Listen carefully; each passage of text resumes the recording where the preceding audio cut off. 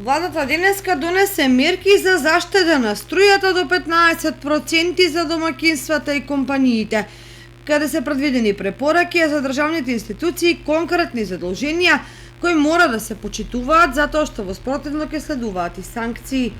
Министерот за економија Крешник Бектеши соопшти дека мерките ќе стапат на сила од 1 септември, а ќе важат до 31 март 2023 година. За полесно да се справат со она што ги очекува, односно една од најтешките зими на енергетски план, од владата подготвија план и препораки за заштеда на електрична енергија. Мерките се поделени во повеќе категории, зависно дали се работи за домаќинствата, компаниите или објектите, институции и предпријатија во државна сопственост. Целта е да се намали потрошувачката за 15% споредбено со истиот месец минатата година.